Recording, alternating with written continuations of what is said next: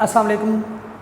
आज हम लोग जिस क्वेश्चन को करने जा रहे हैं वो क्वेश्चन पेपर में, आपके बोर्ड के पेपर में क्वेश्चन नंबर 9 है, लॉन्ग क्वेश्चन, और ये है चैप्टर नंबर 9 और चैप्टर नंबर 11 का कॉम्बिनेशन।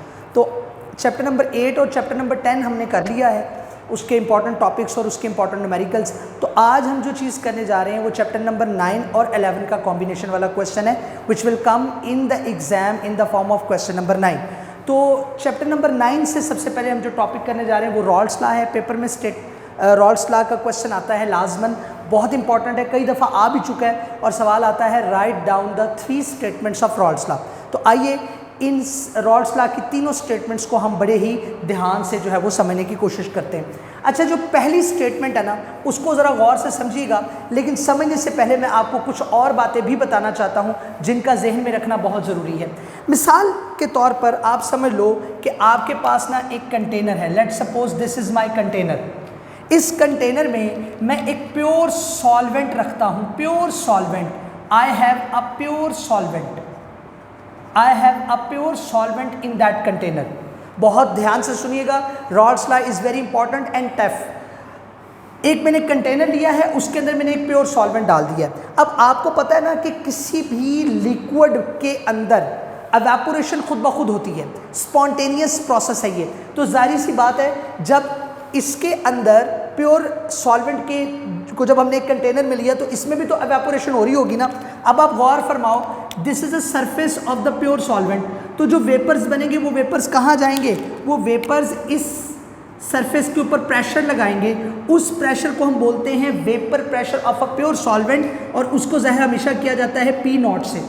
किससे ज़ाहिर किया जाता है? P0 से। ध्यान से बात सुनिएगा, अगर आपके पास एक कंटेनर में प्योर सॉल्वेंट मौजूद है तो उसके मॉलिक्यूल्स जब एवेपोरेट होंगे स्पॉन्टेनियसली तो वो अपनी ही सरफेस के ऊपर एक प्रेशर एक्सर्ट करेंगे जिसको हम कहेंगे vapour pressure of a pure solvent, और उसको जाहिर किया जाएगा P0 से, उसको जाहिर किया जाएगा P0 से। इसके अलावा एक और बात याद रखनी है, जो प्योर सॉल्वेंट है उसके मोल फ्रैक्शन को हम जाहिर करेंगे x1 से। किससे जाहिर करेंगे?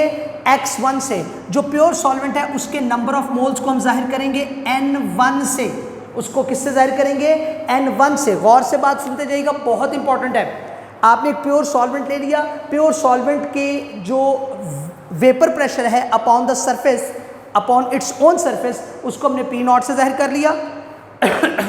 इसके अंदर प्योर सॉल्वेंट की जो मोल फ्रैक्शंस हैं उसको x1 से जाहिर कर लिया। प्योर सॉल्वेंट के जो नंबर ऑफ मोल्स हैं उसको हमने n1 से जाहिर कर लिया।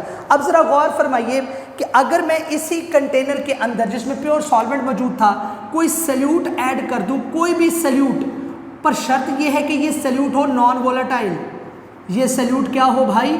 Non volatile. Non volatile solute ऐसा सल्यूट होता है जो कि वेपराइज नहीं हो सकता।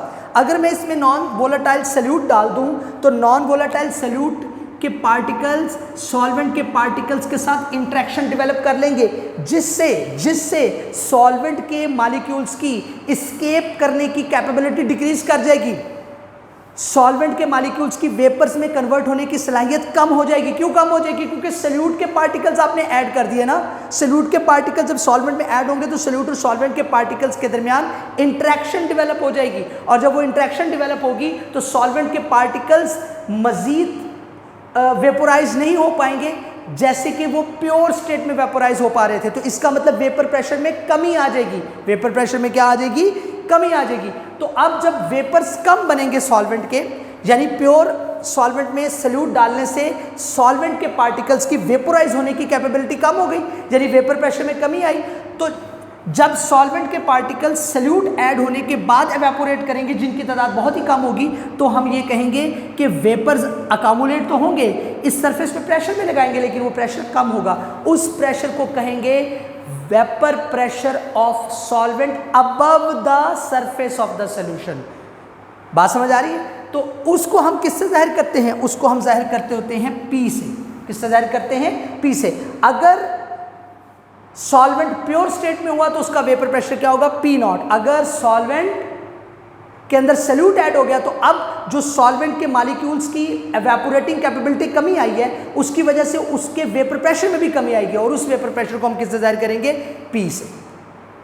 और इसके अलावा जो सल्यूट है उसके मोल फ्रैक्शंस को हम x2 से जाहिर करेंगे। किससे जाहिर करेंगे? x2 से। यहां पर हम इस चीज को नोट डाउन कर लेते हैं।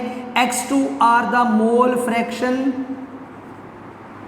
Of solute and x1 are the mole fraction of solvent. ये बात आपने याद रखनी, ठीक है। तो अब आ जाइए जरा डेफिनेशन के ऊपर। लेकिन अभी तक जो हमने बातें पढ़ी रॉल्स लॉ की स्टेटमेंट को पढ़ने से पहले वो दोबारा सुन लें। अगर एक प्योर सॉल्वेंट हो आपके पास एक कंटेनर में, अगर एक प्योर सॉल्वेंट हो आपके पास कंटेनर में, तो उसके मालिक्यूल्स की एवेपोरेटिंग कैपेबिलिटी ज़्यादा होती है, स्पॉन्टेनियसली मालिक्यूल्स एवेपोरेट करते हैं, और वो जो सरफेस के ऊपर प्रेशर लगाएंगे उस प्रेशर का नाम हमने क्या रखा हुआ है? Vapour pressure of a pure solvent, and it is represented by P not. और अगर आप उसके मोल फ्रैक्शन की बात करें तो उसके मोल फ्रैक्शन होते हैं, सॉल्वेंट के मोल फ्रैक्शन होते हैं प्योर सॉल्वेंट के x1। अब आप उसमें सल्यूट ऐड कर दें। जब आप उसमें सल्यूट ऐड करेंगे तो सल्यूट और सॉल्वेंट के पार्टिकल्स के दरमियान इंटरेक्टिव फोर्सेस बढ़ जाएंगी। इंटरेक्टिव फोर्सेस की वजह से escaping capability of solvent particles from the surface of the liquid कम हो जाएगी, जिससे वेपर प्रेशर में कमी आएगी। तो जब सॉल्वेंट के अंदर सल्यूट ऐड कर दिया जाएगा तो एस्केपिंग कैपेबिलिटी कम होगी, जिसकी वजह से वेपर प्रेशर में कमी आएगी, जिसको बोलते हैं लोअरिंग ऑफ वेपर प्रेशर। लेकिन जो वेपर प्रेशर में कमी आई है सॉल्वेंट के पार्टिकल्स की, जब देखो जारी बात है, जब सरफेस से वो बाहर निकलेंगे तो सॉल्वेंट के पार्टिकल्स की तादाद कम हो गई है ना इंटरेक्शन की वजह से। तो लेकिन जब सॉल्यूशन बनने के बाद सॉल्वेंट के particles surface of the solution पर वेपर अपना प्रेशर लगाएंगे, उस प्रेशर का नाम क्या होगा? Vapour pressure of a solvent above the surface of a solution, और उसको जाहिर किया जाएगा P से। और x1 are the mole fraction of solvent और x2 are the mole fraction of solute. तो अब आ जाइए रॉल्स लॉ की स्टेटमेंट नंबर 1 पर। The vapour pressure of a solvent, किसी भी सॉल्वेंट का वेपर प्रेशर कब? Above the surface of the solution. मतलब सॉल्यूशन बन गया है, सॉल्वेंट के अंदर सल्यूट ऐड कर दिया, जिसकी वजह से सॉल्वेंट के पार्टिकल्स की एस्केपिंग कैपेबिलिटी कम हो गई है। तो अब सॉल्यूशन के सरफेस के ऊपर above the surface of the solution solvent के पार्टिकल्स जो प्रेशर लगाएंगे वो प्रेशर इक्वल होगा किसके? टू द प्रोडक्ट के। किसकी? प्रोडक्ट के। और vapour pressure of pure solvent, उस वेपर प्रेशर के जो प्योर सॉल्वेंट में प्योर फॉर्म में होता है सॉल्वेंट का, and the mole fraction of the solvent, और mole fraction of the solvent के। मतलब ये हुआ कि जरा गौर से बात सुनिएगा, जब सॉल्वेंट सॉल्यूशन का हिस्सा बन जाता है और वेपर्स में कन्वर्ट होकर वेपर प्रेशर एक्सर्ट करता है, तो उसको हम जाहिर करते हैं P से। ये P किसके बराबर है? It is equal to the product. ये प्रोडक्ट के बराबर है। किसके प्रोडक्ट के बराबर है? Vapour pressure of a pure solvent. Vapour pressure of pure solvent को हम किससे जाहिर करते हैं भाई? P नॉट से। और mole fraction of the solvent मैं यहां बता चुका हूं, मोल फ्रैक्शन ऑफ द सॉल्वेंट को किससे जाहिर करते थे हम? x1 से। तो अब स्टेटमेंट बन गई P is equal to P naught into x1। यानी अगर किसी भी सोल्यूशन में सॉल्वेंट एवापोरेट करके सरफेस ऑफ द सॉल्यूशन पर प्रेशर एक्सर्ट करते हैं तो वो प्रेशर हमेशा बराबर होगा प्रोडक्ट के। किसके प्रोडक्ट के? Product between the vapour pressure of a pure solvent and the mole fraction of the solvent.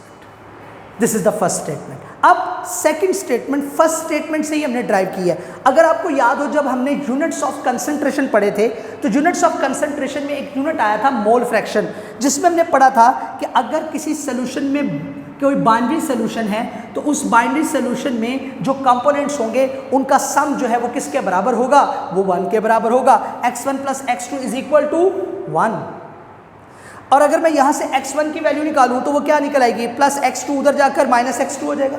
अब मेरे पास x1 की वैल्यू आ गई। भाई साहब जरा गौर से देख लीजिए, और मैं पता क्या करने जा रहा हूं? मैं इस इक्वेशन A में इसको पुट करने जा रहा हूं। By putting the value of x1 in the above equation A we get, क्या हासिल करेंगे? P तो वैसे ही आ जाएगा, P नॉट भी वैसे ही आ जाएगा।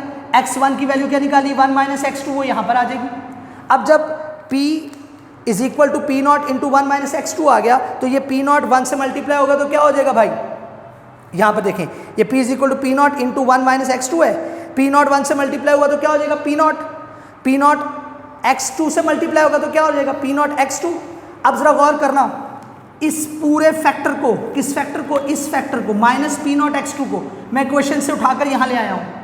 तो minus P naught X two को जब इधर लेके आऊंगा plus P naught X two हो जाएगा, और ये प्लस का पी था, इसको मैं उठा के ले गया तो इधर आ गया पी। ये minus P naught X two इधर आ गया, ये प्लस पी इधर आ गया तो माइनस हो जाएगा। क्लियर? अब ये जो पी नॉट माइनस पी है that is actually lowering in vapour pressure. भाई बताएं मुझे, जब प्योर सॉल्वेंट था तो सॉल्वेंट के मॉलिक्यूल्स बड़ी तेजी से वेपर्स में कन्वर्ट हो रहे थे और surface of the pure solvent के ऊपर प्रेशर एक्सर्ट कर रहे थे, जिसको हमने पी नॉट कहा। लेकिन जैसे हमने उसमें सल्यूट डाल दिया, सल्यूट डालने से सल्यूट और सॉल्वेंट के पार्टिकल्स के दरमियान अट्रैक्टिव फोर्स क्रिएट हो गई, जिससे सॉल्वेंट के पार्टिकल्स की एवेपोरेट होने की कैपेबिलिटी में कमी आई। जब एवेपोरेटिंग कैपेबिलिटी में कमी आएगी तो वेपर प्रेशर में कमी नहीं आएगी। तो इसका मतलब जब एक सॉल्वेंट प्योर स्टेट में होता है तो उसका वेपर प्रेशर ज्यादा होता है, और जब वो सॉल्यूशन की फॉर्म में आ जाता है तो उसका वेपर प्रेशर कम हो जाता है। तो इसलिए हम कह सकते हैं कि पी नॉट माइनस पी, यानी हम यूं कह सकते हैं कि P naught is always greater than P. और ठीक है, तो अगर हमने डिफरेंस निकालना होगा तो पी नॉट माइनस पी हो जाएगा, जिसको हम डेल्टा पी से जाहिर कर सकते हैं। तो क्या इक्वेशन बन जाएगी हमारे पास? P not minus P is equal to delta P. तो डेल्टा पी बराबर आ जाएगा P not into X two. ये देखो ना, डेल्टा पी यहाँ आ गया, P not into X two. तो अब आप जरा गौर फरमाइएगा, तवज्जो, lowering in vapour pressure is equal to the product of vapour pressure of a solvent in a pure state to the mole fraction of salute x2 is representing the mole fraction of solute. तो अब अगर गौर फरमाएंगे, P not तो constant है किसी भी particular liquid के लिए, तो अगर इक्वालिटी के साइन को मैं प्रोपोर्शनैलिटी में बदल दूं तो ये जो कांस्टेंट है पी नॉट ये खत्म हो जाएगा, तो delta P will be directly proportional to x2। मतलब ये हुआ कि वेपर प्रेशर में कमी इस बात पर डिपेंड करती है कि उसमें कितना सल्यूट ऐड करेंगे, कितनी सल्यूट की मिकदार ऐड करेंगे, इसलिए delta P is directly proportional to x2 हो गया। अब अगली बात, स्टेटमेंट नंबर 3। स्टेटमेंट नंबर 3 में भी हमने स्टेटमेंट नंबर 2 से जो इक्वेशन ली थी उसी से हम इसको ड्राइव करेंगे। Delta P is equal to P not into x2 है। अब जरा गौर करेगा, डेल्टा पी यहाँ आ गया, इस पी नॉट को जो यहाँ पर मल्टीप्लाई हो रहा था इसको इधर लेके आऊँगा तो डिवाइड हो जाएगा। Delta P over P naught is equal to x2। अब जरा गौर फरमाइएगा, तवज्जो इधर पूरी, ये जो डेल्टा पी है this was lowering in vapour pressure, lowering in vapour pressure, और इसको पी नॉट से हमने डिवाइड किया, मतलब हमने इसको रिलेट किया। पी नॉट क्या था?